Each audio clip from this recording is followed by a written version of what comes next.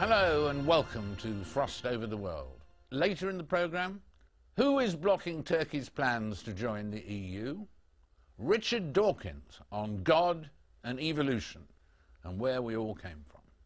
Chef Heston Blumenthal and the latest from Iran as well. But first of all, the Sri Lankan government is on a collision course with the United Nations over the fate of 300,000 people displaced in the fighting between the army and the Tamil Tigers. The UN accuses the government of effectively trapping people in the refugee camps and of appalling human rights violations. Journalists complain that they're not allowed into the camps, and stories are rife of malnutrition and maltreatment. With me right now is the Sri Lanka's permanent secretary to the minister responsible for human rights. He's the permanent secretary, and Rajiva Wijesinha is here right now.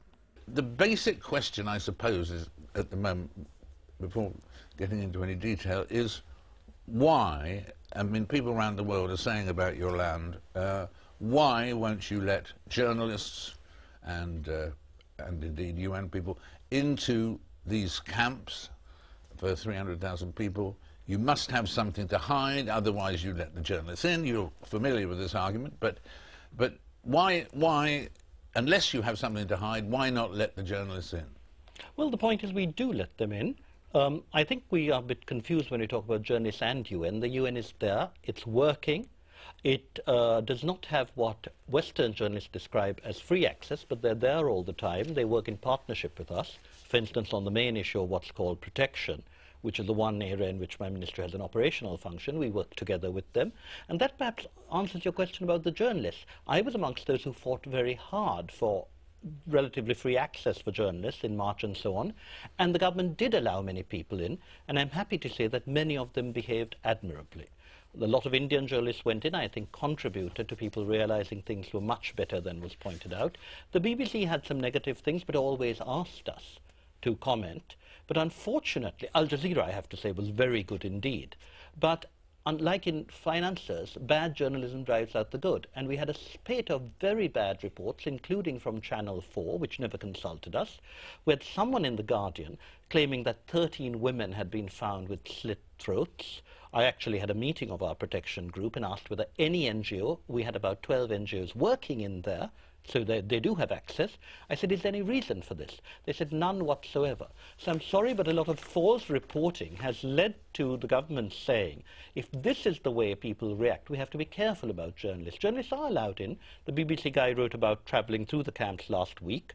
But there are restrictions. I'm sorry about them, but I think you have to realize that a government trying to do its best in a difficult situation can't distinguish between 90% of objective journalists and the very few who have been deliberately driven by a political agenda. But take, for instance, the UN. There's two things that have come up, isn't there? One is the UN saying it cannot continue to indefinitely fund the main refugee camp in Sri Lanka, where the government's keeping nearly 300,000 people, and they're still screening everybody, and they may take up to a year to complete it. And they say as many people as possible should leave as soon as possible. The UN are not happy with this situation, are they?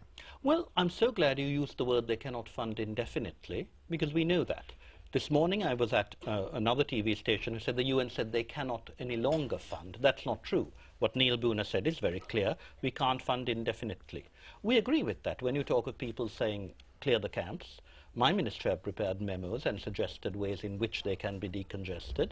And perhaps it's slower than people want, but we do have security considerations, and neither you nor I can second-guess the Ministry of Defence in a context in which we had a really appalling terrorist group which had got its tentacles everywhere. We need to be careful. But what we do argue, and this I think is in accordance with international practice, is that unless there are good reasons for people to be kept, we should move quickly towards returns and release. But we do recognize that many of them want to leave, and we have to fast forward this. But there was this other thing from the UN. A UN spokeswoman in New York said the world body was extremely concerned about 2 of its Sri Lankan staff members arrested in June near the camps, still in detention, and there were allegations that they had been mistreated at the hands of the authorities. Well, when that first came up, my ministry did investigate. They were said to have been abducted, but the police had taken them in. I'm afraid there is fairly strong evidence that they had been involved in certain activities they shouldn't have been involved in. Of course, we do recognize that tigers sometimes applied pressure on people and made them do things. And because these people worked for the UN, they were particularly subject to pressure from the tigers. But we cannot, simply because they work for the UN, assume that therefore they are innocent. We have had examples before. For instance, about 2 years ago, as the UN sec arrived, I was at a meeting with him, and he suddenly got up and said, I can't, you know, it couldn't have come at a worse moment. One of my chaps was found with a pistol pen.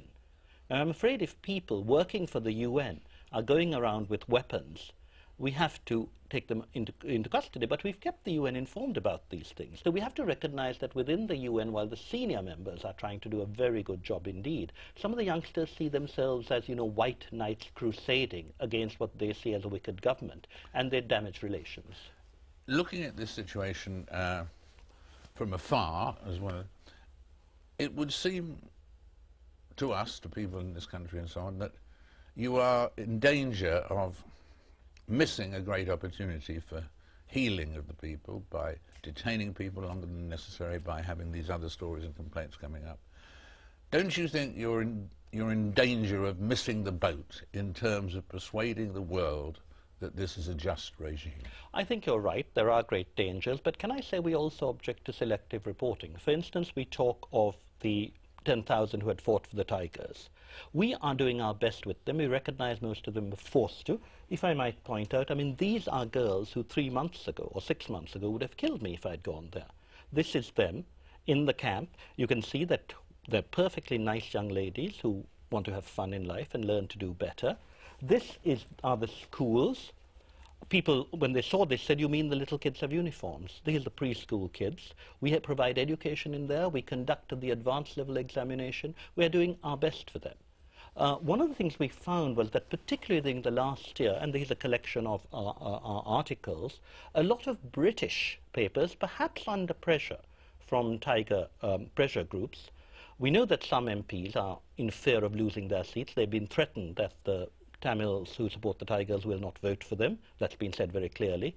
They have actually been engaging in propaganda even worse. You know, I have absolutely every sympathy for Tamils who suffered in the past, who are bitter, but the British MPs are doing it for electoral gain, and we find that embarrassing.